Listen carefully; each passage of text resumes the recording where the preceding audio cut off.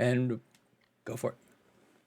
Hello, I'm Tajo Fittkau, managing editor for the English The Dark Eye, and with me is Nikolai Hoch, who's the lead designer and managing editor of the German Das Schwarze Auge. Hi. Hi everyone. I'm Nico from Germany, as Tayo just introduced me, and it's great to be here.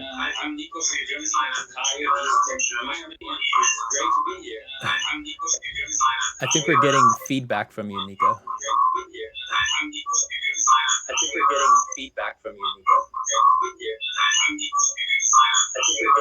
Yeah, I heard that.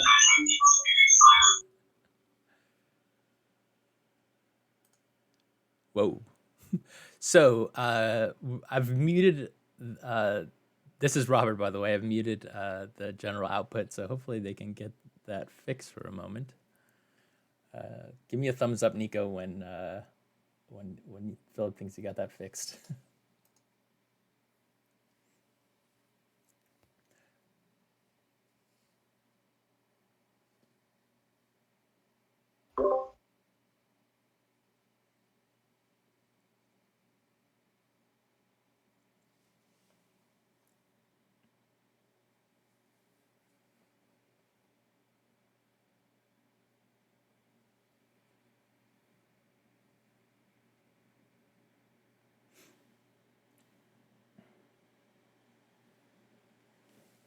Do you hear us, guys? Yes, we can hear you. No feedback anymore? Okay, great. No, it sounds good. So I'll let you have it back, Tayo. Okay, let's start again. So I'm Tajo Fittkau, managing editor for the English The Dark Eye. With me I have Nikolai Hoch, who is the lead designer and managing editor for the German Das Schwarze Auge for the whole 5th edition already. So hi there, Nico. Hi everyone. Actually, not for the whole of the 5th edition. I joined Ulisses just shortly after the launch of 5th edition. But I've been working as a freelancer for Ulisses for a couple of years before. So welcome all of you out there for the 30 Years of Lore panel. The Dark Eye turned 35 years last year. That's quite a long time. Oh yeah. How long have you been playing, Nico? I actually generated the Dark Eye character in 1988 for myself when I was 11. The older brother of my best childhood friend was playing the Dark Eye at the time, and he talked us into rolling the dice for generating a character. But we actually never played then. But a year later, I got hold of the first edition basic set, and that's when I started in 81. I think it's pretty similar for a lot of people who came around to role-playing games at that point in time. My story was pretty similar at that thing. So when we're talking about the panel 30 Years of Lore, something that is very special to the Dark Eye, came up that this is quite a lot. Oh yeah. So what do you think?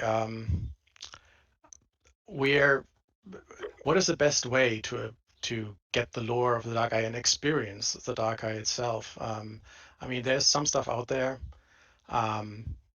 We have some in English, but it's quite a lot to cover in an hour. So maybe we will address this a little bit differently.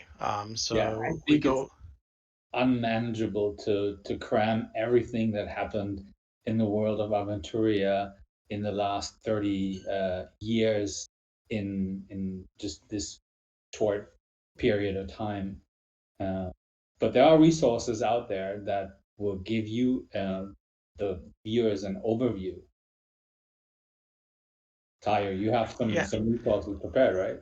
So yeah, I mean, there's the almanac gives you naturally a good overview of that, and then there were also some very nice videos produced by Orkenspalter in Germany, and then voiced partly by Robert Cusland on YouTube that give you a pretty good overview of historic events.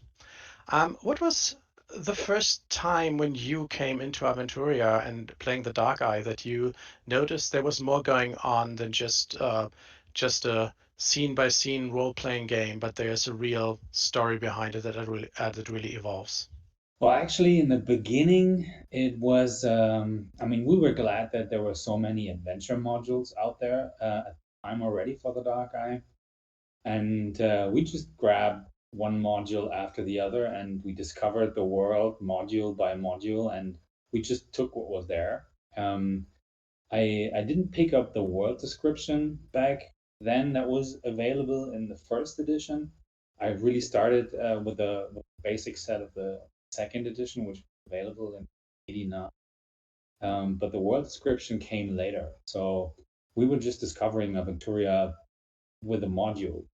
And just with the modules, we didn't really realize in the beginning what was going on, that there was a moving timeline. I was aware that there was this magazine, the Aventurian Herald, but in the beginning I didn't pick it up. I was fine just playing the modules and having fun with my friends. Yeah, that was with every book that we picked up, we discovered a bit more of Aventuria, and it was this place of adventure, and there were adventure plots lurking behind every corner, and we would always discover new areas of the continent. We didn't really know what Aventuria looked like at all, and we actually didn't care a lot about it. I think a lot of this you can still do today. You still can pick up these things and slowly ease yourself into things. And a lot of the modules that are out there are not very integrated into the. Some of them are very integrated into the living history. Some of them are kind of standing apart from it, and you learn just over different parts of the land. What was We the actually have first? a Yeah. rating on the back of the modules. There's a rating how deeply a module is integrated. The so yeah, but you can Yeah. start. Yeah. And what was the first time when you started to engage with the living history? What was your point of entry into it, and what was what do you remember from that? Um, I when I picked up the basic set for third edition, there was an intro adventure in it, part of the box. And in this adventure, there was a scene where the heroes hang out in a local tavern, and they can overhear some news spreading from the capital. And among those news was the fact that a new son was born to the to Ema, which was the younger brother of the two siblings of Aya and Hippolyta. And I knew from older modules that there was the prince Bryn, and he was supposed to be married, but that didn't really concern me a lot. And but then in third edition, there suddenly the family was like the timeline moved on for a generation. Suddenly there were kids out of marriage, and then the Emperor Ha disappeared in the Bornland, and uh, orcs started to invade the Midden Realm, and that were the modules that I picked up at the time, and I was going on here. Everything is now moving forward so quickly, and that's when we actually started to play with the living, follow them.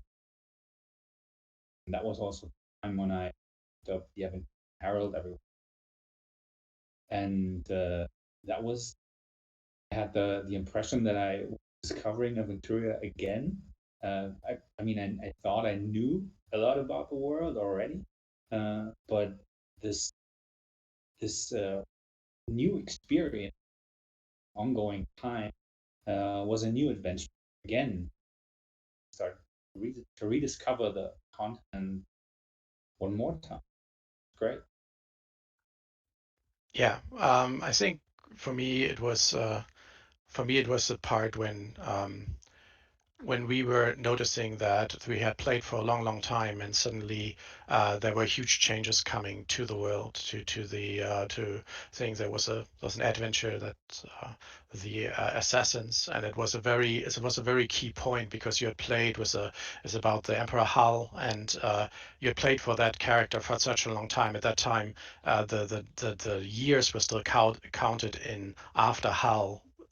Basically after Hal became emperor, and suddenly some big changes came in there, and that was something that I had the Aventuria Herald before, but it was really um, these things. And you notice after playing for some time that Aventuria is not only a game, it's a world that you step into, and you experience things that in 10 years from now will have become legends for the people who are still playing. While people may talk about past events at the current time, the things you encounter, like with the Theater Knights, are things that people will talk about. You will find it again in regional supplements, and it makes Aventuria to a very unique world to play in. Absolutely. So these were all elements that were a long time ago when we started to play and when we encountered these things. I mean, everyone, as I understand, the Dark Eye in Germany is like the D&D. It's the first game you play, or at least at that point in time that you were playing at that point in time. So what are the more recent stuff that actually people who are now in the English edition and things that have recently changed, and what are these encounters that reflect changes of the world that are more recent? Well, for the international audience, I think Arivor's Doom is a perfect example of changes in over time.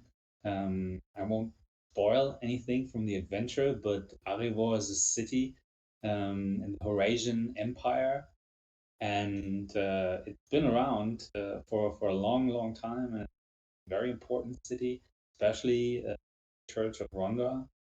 And well, something happens, why it's Doom or Barry, and that is history that you can play along in your adventure, your TDE campaign.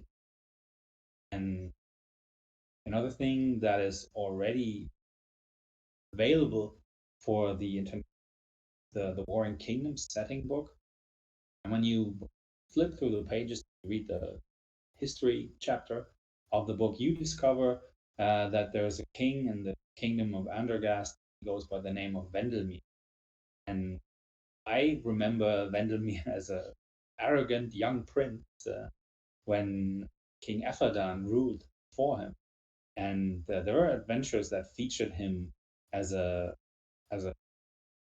non-player character, where you could joust him in a tournament. But he wasn't portrayed as a very nice. And well, later on, years later, he actually became king of, and that is Nico, yes. can you speak up a little bit more because your voice is going out sometimes and it's not. Okay, I'll try to. I'll do my best here. I think this is a voice activation microphone. So let's see where we get. So Vandelmere used to be a young, arrogant prince, but for the setting book of the Warring Kingdoms, he's now described as the new king of the kingdom, and the international players of the Dark Eye they will recognize him now as king, but he wasn't back in former years. So, but what you see is the result of the past, the kingdom.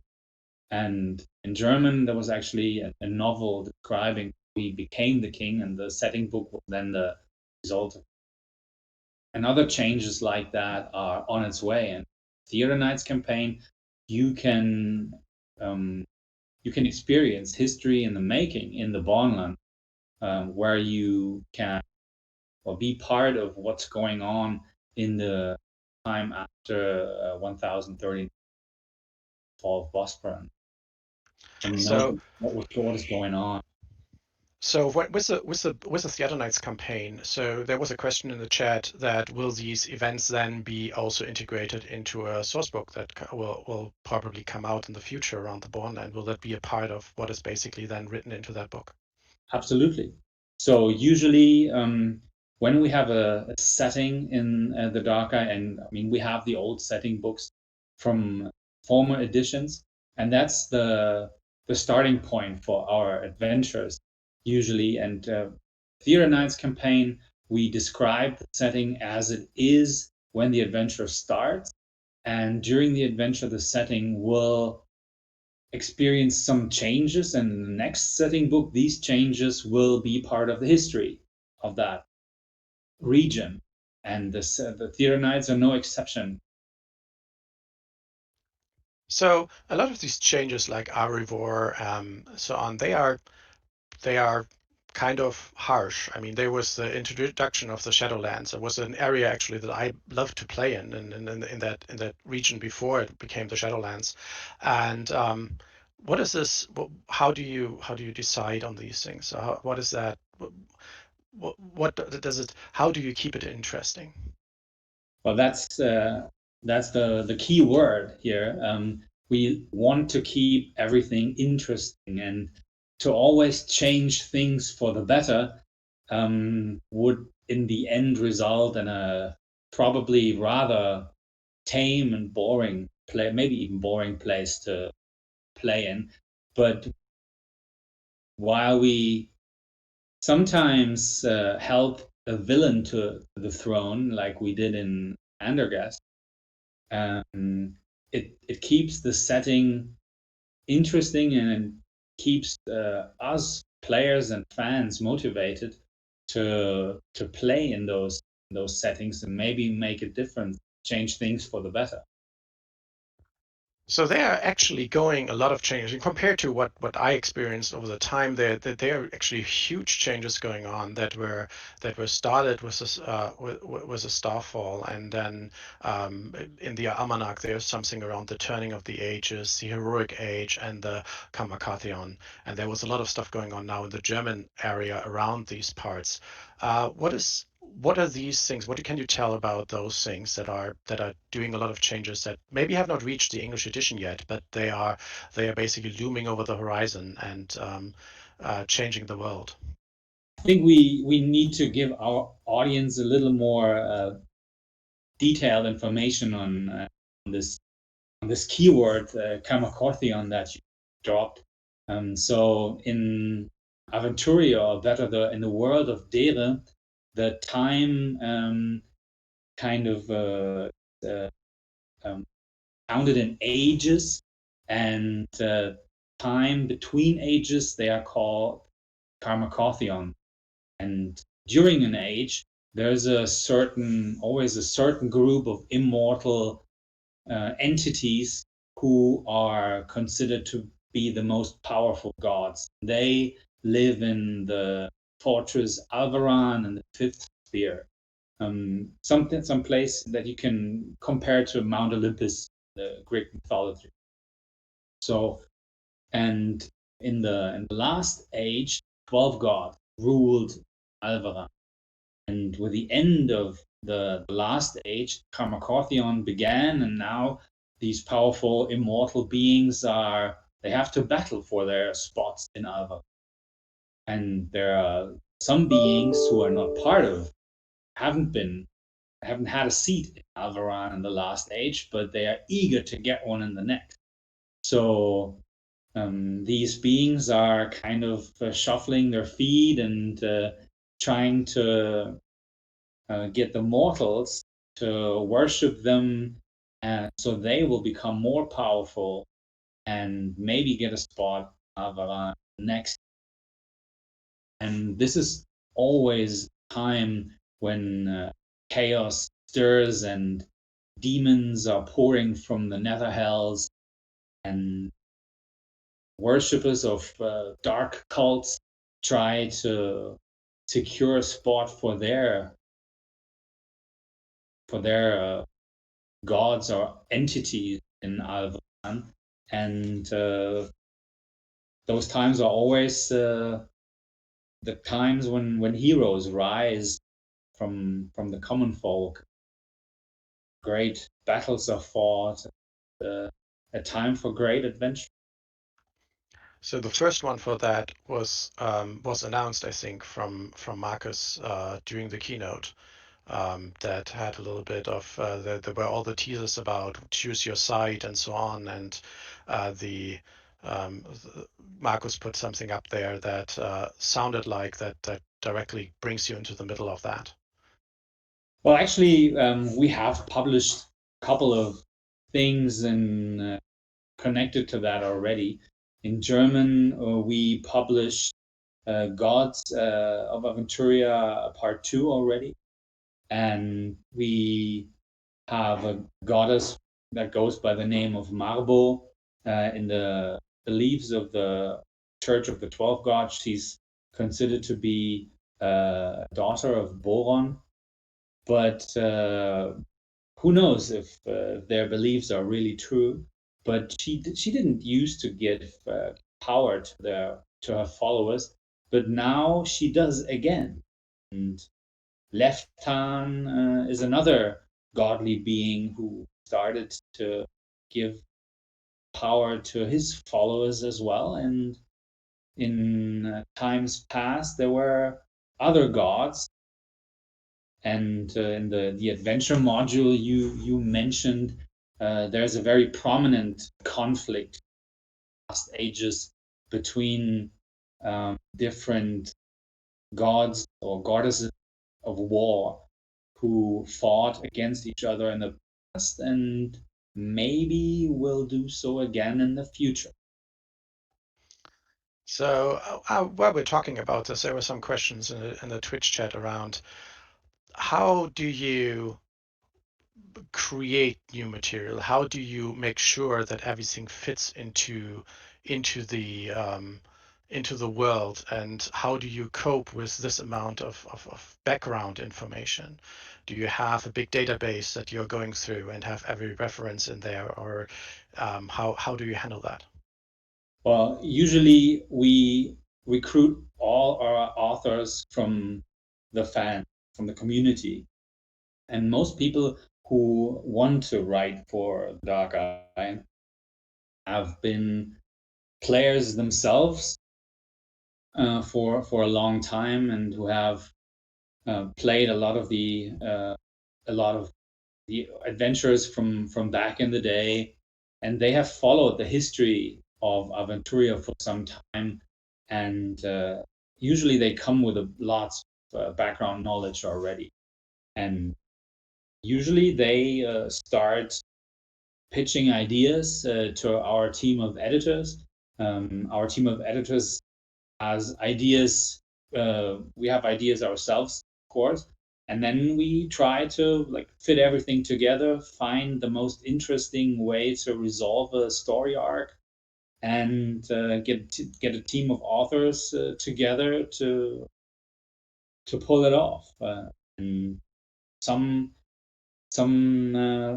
stories develop quickly and have a short story arc, and some are planned for years and need years for publication as well. So the Theater Nights campaign, for example, was published in Germany over, I think, about 18 months. But the work started, I think, more than a year before the public. Yeah, I was actually last year. I was in the office and I had a little story there where I think you were working on Alex was working on the Thor, Realm of Thorns. I don't know what the English translation will be yet. So and they were actually talking about some kind of a tavern and there was Zoe was saying, well, this tavern is in this location. I say, oh, I think that was moved at that point. And after about half an hour of research, he figured out, yes, it was actually moved and it was in a different location. So there's a lot of intricate knowledge that the people who are working there have, not only about about the world itself, because I'm pretty sure you cannot know everything, but you know where to find it, and you know that is there. And I think that you also did not that you did pretty well as a team there during the KRK when you had the trivia, the Dark Eye trivia test running there, where it was a lot of question around what was happening there. I mean, I think you didn't win, but you That's were right. pretty close to that. Well, the KRK is an event where about 120 fans get together in a hotel for a weekend of the Dark Eye, and we have lots of adventures or games that are run on those at that event. And on Saturday evening, we had a tavern, a pub quiz with really tough questions that Yasmin Neitzel came up with. And yeah, the editing team was one of the teams, and I think we ended up being fourth in that quiz. So there were at least 3 teams that scored higher than we did. But yeah, I mean, the people who are attending that event are really the most hardcore fans of the Dark Eye that you will find in, and we count ourselves among those. So one thing that you actually do with these events, you go a little bit closer to the community there and bring them in a little bit with the process of developing the history. Maybe not developing, but bringing them very close in. But there are also other events where you actually go out to the community and look at what has happened for them, or let them take part in a process. Can you talk a little bit about that? Yeah, I mean, we have different ways of involving the community of moving the timeline forward. But yes, the KRK or Kaiser Raoul Convent is one of those things, or one of those opportunities. And what we do there is that we have a certain event, usually something important going on in Aventuria, and all the games that are run at the convention they all have something to do with this central plot, and the game masters are all briefed on what is roughly supposed to happen. They have an idea of what's going on, so they can create their games around these events. And for example, this year it had something to do with the future of the Church of Boron. Some of you might already know that the Church of Boron is separated into 2 different uh, wings, the Al-Anfa wings and the Punin wing. And we brought those 2 together. So all the adventures had something to do with Boron. And well, in the end, we usually have a live event that we call the Gathering, where we improvise a short, like a theater stage thing, where we sum up all the events and explain how they fit together, and what was the background, how it will affect the future, and how the players actually took part in that. What was their part in this event or history? This year, unfortunately, we couldn't finish the event because of the lockdown that happened in Germany just weekend.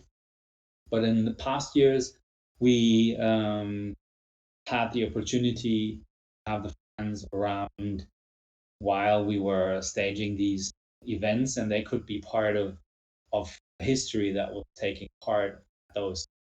But then, so that's just one example of how the community can get close to things that Another are one. right now. Another one was the Noble Marshal election in the Bornland. It actually coincides with the Theater Knights campaign. So Yeah. can you We talk a little can bit spoil about that that? for the international audience, maybe, but close to the end of the storyline. There are political changes happening in the Borderland, and when we were publishing it in Germany, we made a live event out of these political changes by including a Facebook poll for certain kinds of events in an election style.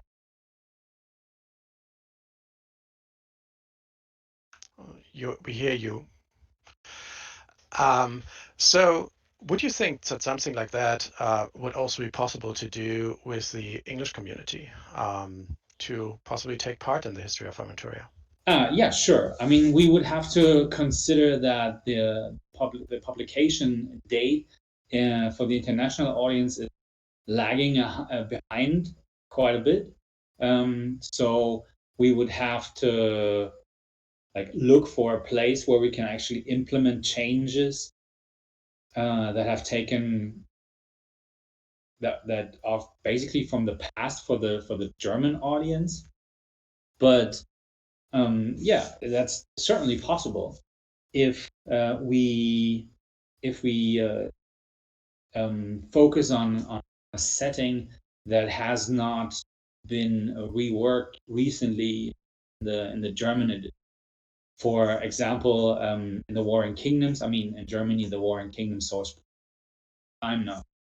So changes in the setting wouldn't be a problem necessarily. But let's take, for example, the Arania. That was the last regional supplement that was published in Germany, and we wouldn't want to change the setting book dramatically just right after publication. But in a setting where we haven't published setting book for the 5th edition, that changes are certainly possible. And I think you have something in mind already. Yeah, there's just a question in the chat where they ask that we have a con plant in Vegas. That is basically the car style, was already announced in the keynotes. Yeah. And maybe we can do something there in Vegas 2021. So it's definitely something that we are considering, but naturally we cannot talk about that. And but I think the English community has will have the chance to possibly have something there.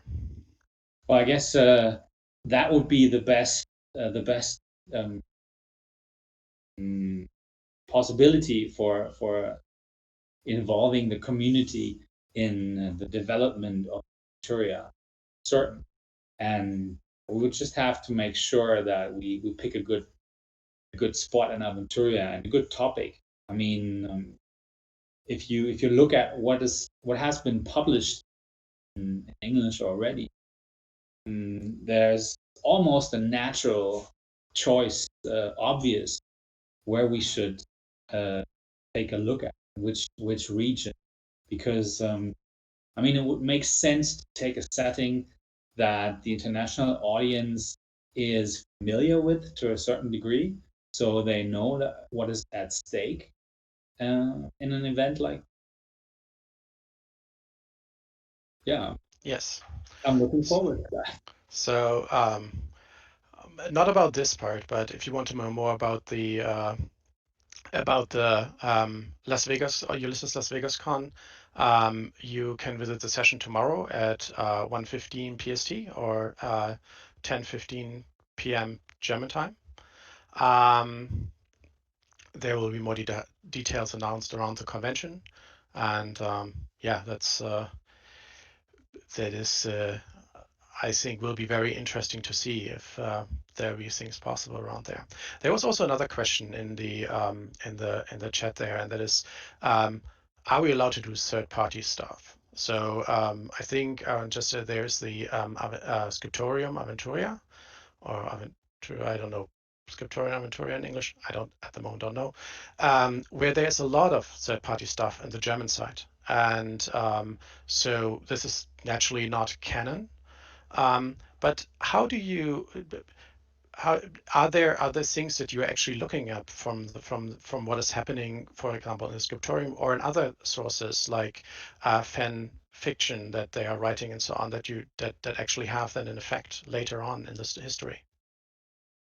Well, for now, we keep an eye on the Scriptorium and what's being published there.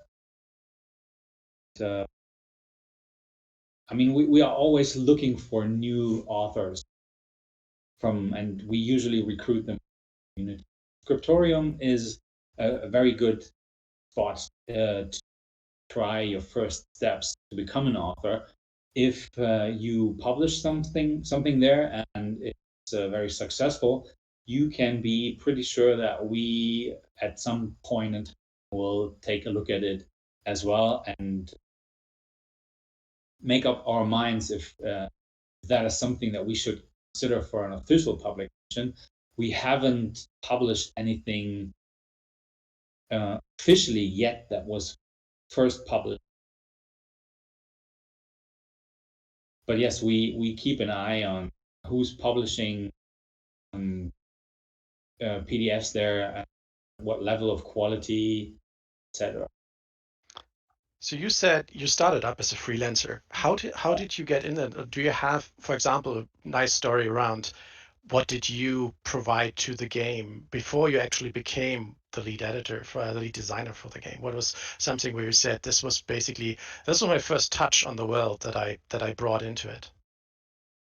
Well, I was attending conventions on a very regular basis, and well, we have a very vivid community or scene in Germany as well, and you could be sure to meet me on big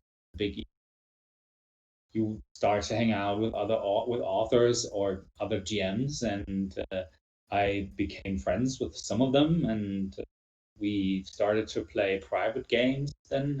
And at some point, I was asked, "Well, don't you want to run maybe official games for us?"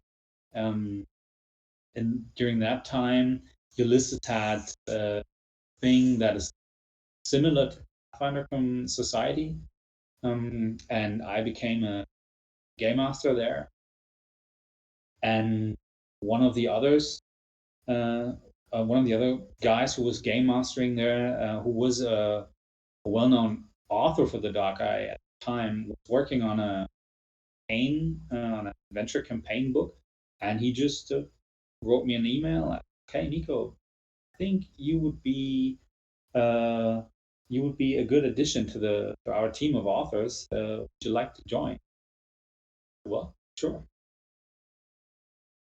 And that was a pain book for 4th edition, and after that, I wrote Aventuria and Howell, part of some campaign teams for the adventures that were published during the end of the 4th edition cycle. Something I'm not sure what it's called in English, but in the almanac, the story is described the fate of the shards of the demon crown, the adventures that were published, those events. I was part of that. I was still helping out at this game master thing at convention, and that's how Marcus was. How I met Marcus, and he then approached me like join the company. That's how I ended up here. Yeah, that's great. So we have about 10 minutes left on the stream. We have come to the end of our points here. I think one of the things that I want to end this with, because we talked a lot about lore, a lot of the history around this, I think it's important to understand that you're playing in a world that has a long history, but it is your world. So however you want to integrate with it, however you want to play in it, however you want to engage with the history or not engage with the history is something that should be totally open to your group. And there are a lot of people that I know in Germany who don't care at all about the year numbers in there. And I'm also more of a GM that is more free around those parts. Actually, my group here didn't play Arivor, and in some of the later adventures, I brought an NPC in and said basically, "Oh, did you hear about what happened in Arivor?" And then I made a cut and basically said, "Hey, you actually know what happened in Arivor." And I went back in time for the group and started with the adventure of Arivor.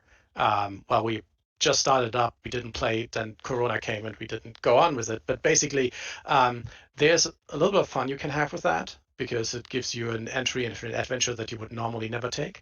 But it's also you can just keep these things to your own play there. So that is something also that I most likely will touch on in the later panel about new GMs,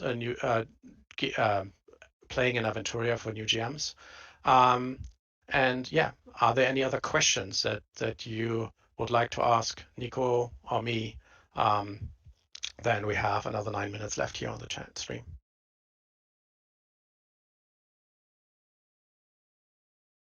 So what's the future plans of the regional description in English?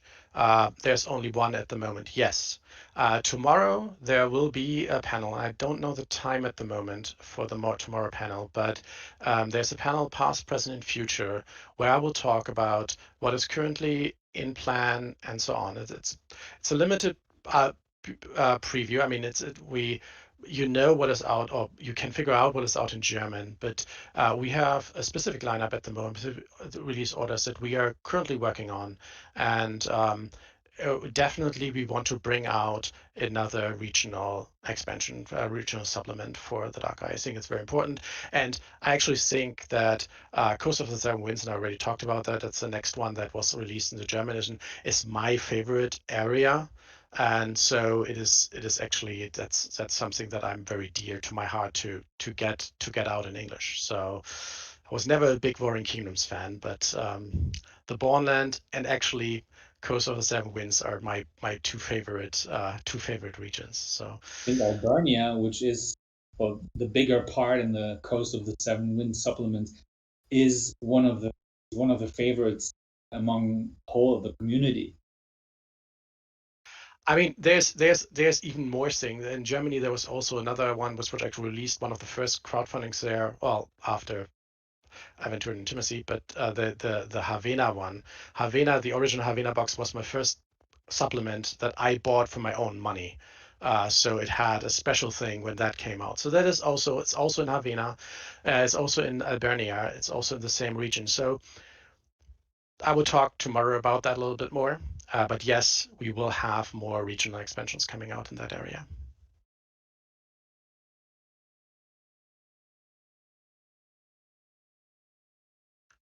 So yes, it was just posted in the chat. It's 5 p.m. Pacific tomorrow. The Dark Eye Past, Present, and Future, where I talk what we have released now, what the work is on. I will talk about the current crowdfunding going on, and then about the things that are in the near future. Yeah, there's some other questions here.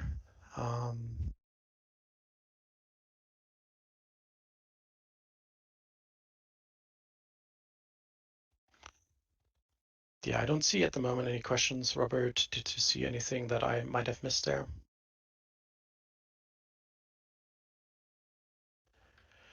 Else, I would say thank you to Nikolai, and then we will end the stream here. Thank you for participating here, and thank you for being at the Ulysses Con, and I hope you find some nice groups to play with online. It's a little bit different than a normal con, but it gives us a chance to have this very interesting experience, to have a con that spans the world, basically. I mean, yeah, big thank you also from my side here, and I consider myself the Dark Eye super nerd. I play in different timelines all the time, but one very important thing to remember is that I had a lot of, for me at least, I had a lot of fun back in the day when I didn't know that there was an ongoing. One thing that is especially for new players very important is that you should not feel intimidated because of this big lore and the publication and the back, all the products that are published in German. You can start anywhere you want, have fun in. The longer you play it, the more you will delve into interest in the world, part of it.